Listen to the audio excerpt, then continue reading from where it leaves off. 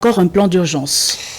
Et oui, on va peut-être commencer cette revue de la presse en priant très Saint-Énéo de nous permettre d'aller jusqu'au bout. Le premier journal qui en parle ce matin avec une image assez, on va dire, assez particulière, assez métaphorique, c'est Mutation et qui nous parle du courant de Sisyphe. Alors peut-être pour comprendre le titre de Mutation ce matin, il faut savoir c'était qui Sisyphe. On rentre dans la mythologie grecque.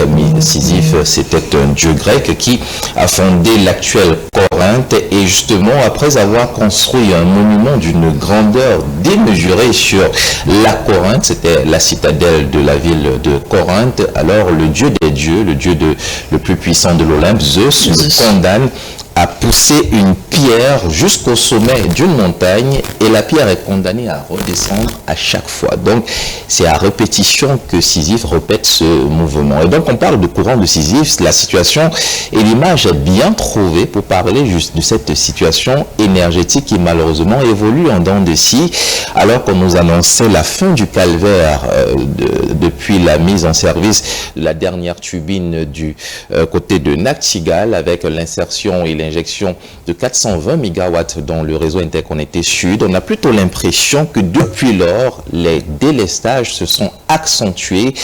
La fourniture en énergie électrique est devenue branque-ballante. C'est une fois sur deux, sur trois ou même sur quatre, souvent dans certains quartiers, qu'on reçoit l'énergie électrique. Et oui, c'est véritablement le courant de Sisyphe, comme le fait remarquer Mutation. Alors, qu'est-ce qui se passe réellement? 16 associations de consommateurs étaient réunies et reçues en audience du côté du ministère de l'eau et de l'énergie par le patron des lieux. Gaston Elondo Paul et Somba justement a écouté ces différentes associations de consommateurs qui ont crié leur ire et leur désagrément face malheureusement à cette fourniture en dents de scie de l'énergie électrique. Il les a écoutés et il leur a promis de faire quelque chose en urgence. Parmi les choses qu'il a promis de faire, il parle par exemple du remplacement de 10 000 poteaux en bois par des supports en béton, ce qui fluidifiera, selon le ministre de l'eau et de l'énergie, le transport et la distribution de l'énergie à travers le territoire national. Il a parlé de la fin des lignes de bouclage sur le tronçon Yaoundé-Douala qui permettra également la stabilité de l'énergie électrique. En tout cas, ce sont les assurances données par le ministre de l'eau et de l'énergie. Devrait-on les prendre pour argent comptant? Peut-être pas, parce que le problème énergétique au Cameroun, avec notamment la privatisation de ce secteur pourtant prioritaire, ce secteur de souveraineté par le groupe Eneo, le groupe plutôt AES, dont Eneo dépend. Conjoncture économique, justement, revient aux sources, dont les sources profondes du problème énergétique au Cameroun. Et oui, la privatisation serait peut-être le nœud gorgien de ce problème-là. Il faut rappeler que Eneo est juste un démembrement de l'ancien AES Sonel, ce fonds d'investissement britannique qui gère l'électricité, ou en tout cas le secteur énergétique dans plusieurs pays africains, dont le Cameroun, serait en tout cas peut-être, selon conjoncture économique, le principal problème de l'énergie au Cameroun. On parle malheureusement encore de la contribution de certains compatriotes à qui il manque la fibre patriotique qui, à travers des rétrocommissions, se voit malheureusement accorder des marchés, accorder des facilités à des entreprises qui, sur le fait, ne peuvent pas véritablement résorber le problème de l'énergie au Cameroun. Alors, on parle d'autres solutions, oui, des solutions alternatives qui pourraient venir apporter leur part de lumière, et le jeu de mots est bien trouvé pour permettre aux populations justement de jouir de cet élément de base qu'est l'électricité. Le Business, Cameroun Business, le journal économique ce matin nous parle de près de 70 000 ménages électrifiés au solaire et à l'éolien. Ce sont deux nouvelles sources d'énergie, des sources d'énergie renouvelables, propres, pour reprendre l'expression justement du journal ce matin. Et oui, les 70 000 ménages électrifiés sont les premiers, les primos inter pares justement d'une longue série, on l'espère en tout cas, et qui facilitera la migration vers une énergie plus propre, parce que quand on parle d'éolien et de solaire, c'est le soleil et le vent, tout simplement. Et ce n'est pas ça qui manque au Cameroun. Alors peut-être devrait-on envisager des stratégies pour permettre justement on va dire la migration vers ces énergies plus sûre, plus durable et moins coûteuse sur le long terme. Il faut rappeler que lors de son discours à la nation, le président de la République annonçait déjà la création des centrales solaires pour 2025. En attendant, malheureusement, on n'est pas sorti de l'auberge et on continue à broyer du noir. Vous parlez de noir, vous ne pensez pas si bien le dire. Mais cette fois, on parlera de reconnaissance. Ce sont les soldats de Woulgo qui ont été honorés. Aux hommes vaillants, la patrie reconnaissante, c'est ainsi que s'affuble le ministre de la Défense qui a honoré les 12 soldats, le 13e mort sur une mine, qui ont donné leur vie, sacrifié jusqu'à l'ultime souffle afin de défendre la patrie. Oui, ils ont été honorés à titre posthume. D'autres de leurs compagnons encore en vie, hospitalisés à l'hôpital de Maroua, ont également reçu des distinctions honorifiques de la main du secrétaire d'État à la Défense, Joseph Betty Assomo, qui s'est rendu sur les lieux portant un message d'espoir, un message de reconnaissance justement de la part du président de la République ainsi que de toute la nation camerounaise, pour qui ces autres-là sur les fronts de bataille n'hésitent pas à donner même leur vie. On rentre un peu plus justement dans le secteur sécuritaire pour revenir sur les exactions de Boko Haram, les dernières en tout cas qui ont laissé transparaître, on va dire, une mutation de leur façon d'agir. Émergence ce matin parle justement des nouvelles méthodes de la secte terroriste. Oui, ils s'arment à l'arme lourde. On parle des organisations et même des pays occidentaux qui seraient derrière ces mouvements en leur fournissant une logistique de pointe. On parle justement pour la dernière attaque de Woulgo d'armes véritablement lourdes qui ont quelque peu surpris les soldats camerounais, mais aussi ceux intégrés dans la force multinationale mixte, parce qu'il faut rappeler qu'à ces différents postes frontières avancés, le Cameroun n'est pas seul sur le front à défendre cette partie du territoire qui rejoint les trois frontières, celle du Cameroun, du Tchad, mais également du Nigeria.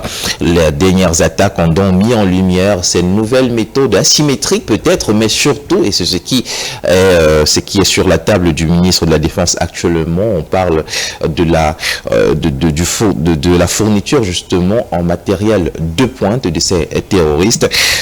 Une attaque qui, on va le dire, a été prise par le bon bout par le ministre de la Défense qui a convoqué l'état-major afin lui également de réarmer à la hauteur des attaques les forces en présence, les forces camerounaises notamment.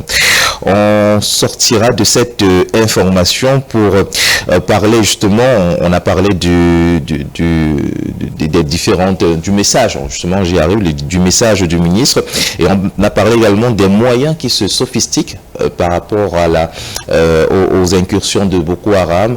En plus d'avoir des armes lourdes, il faut parler également des nouvelles stratégies de cette secte terroriste qui n'hésite plus à attaquer même des convois et attaquer même des postes pourtant bien renforcés en vue de récupérer souvent de la logistique, souvent des armes, souvent des voitures, des véhicules de la part des soldats qui se battent sur ce front-là. C'est une situation extrêmement compliquée et des plus délicates. J'espère qu'à notre tour, du côté camerounais, des forces vives, on réussira à trouver, par l'entremise justement du ministre de la Défense, des méthodes qui vont justement sur soi, celles des terroristes qui malheureusement continuent de faire des morts au sein des rangs des Camerounais.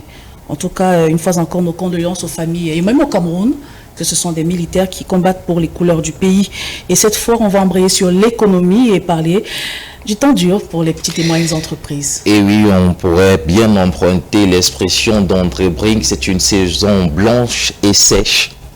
Pas de votre blanche, en tout cas blanche et sèche pour les petites et moyennes entreprises, malheureusement, à travers le porte-parole des entreprises du Cameroun, le président du GECAM, Tawamba, qui adresse une lettre justement au ministre en charge de ce département ministériel. C'est plus un SOS qu'autre chose, car elles dépérissent sous le poids d'un cautionnement toujours plus exorbitant. C'est quoi le cautionnement? Alors vous savez que pour qu'elle fonctionne, les entreprises ont besoin d'emprunter de l'argent. Malheureusement, la caution qu'on leur demande est souvent au-delà de leur capacité. C'est souvent, pour reprendre les expressions de Célestin Tawamba, si ce n'est la moitié du capital des entreprises, des petites et des moyennes entreprises qui malheureusement ne survivront pas à ces cautionnements.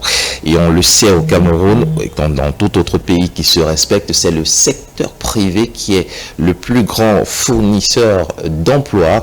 Si les petites et moyennes entreprises triment, si elles s'essoufflent, alors malheureusement le délitement jusqu'ici observé des entreprises et de l'emploi au Cameroun n'en sera que plus prononcé. Le message d'alerte est donc envoyé avec toute la force qu'il devrait, qui devrait le constituer jusqu'au ministre en charge des petites et moyennes entreprises. Il faut faire quelque chose et il faut le faire vite.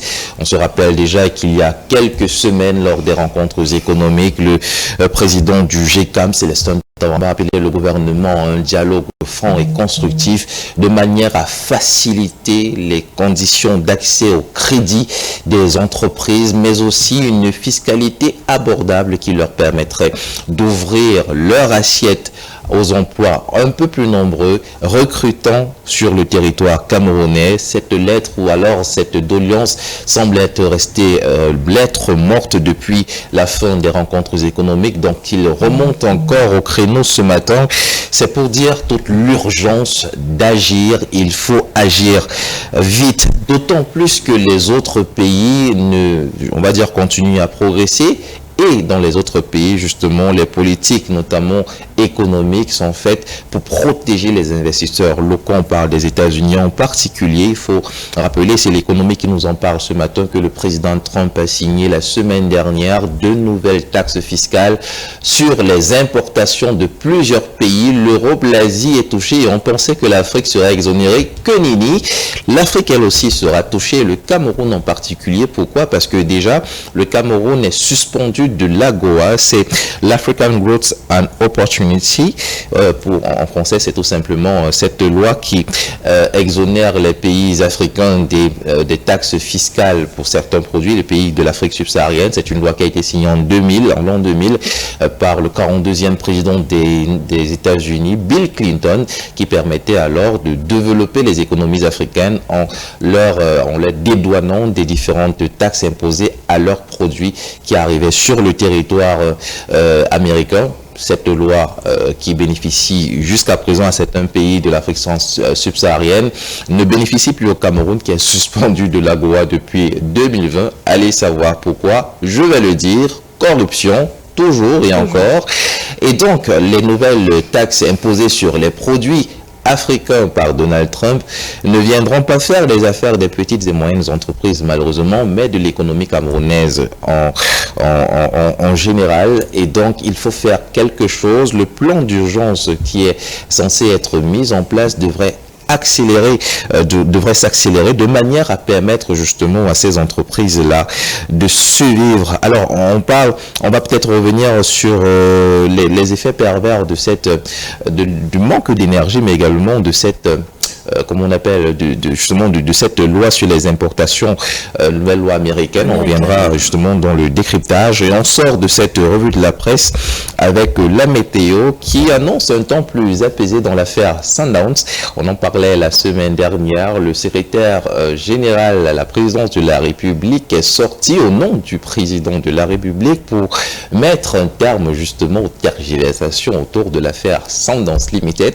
Alors, pourquoi je saurais? Parce que il a tout simplement rabattu le claquet à un homme qui s'en est hardi de prendre une affaire qui ne le concernait visiblement pas. Il s'agit de Jean de Dieu Momo, qui est le substitut, qui est du moins dans le département de la justice, et qui avait pris sur lui d'aller négocier le paiement de la taxe, ou à tout le moins le paiement de la dette que Sundowns dit détenir du côté du Cameroun. Il s'est vu servir un ordre direct d'arrêter toute transaction parce que personne ne l'a mandaté d'agir au nom du Cameroun, et le ministre, tout sage de son état, est sorti par voie épistolaire pour dire qu'il avait bel et bien compris que le message était clair et sans anicroche et que désormais il s'en référera à sa hiérarchie, le ministre de la Justice, garde des Sceaux. Alors c'est ainsi que va le Cameroun ce matin et c'est toujours un peu avec, c'est toujours avec beaucoup d'humour que je lis les informations qui concernent ce pays. Il vaut mieux en rire. En tout cas, Jean de Dieu Momo, il avait reçu une belle cuite et voilà, pour être à sa place. En tout cas, il a bien compris le message et tout de suite, moi c'est mon moment préféré. Tout de suite, on fait un cap sur le décryptage.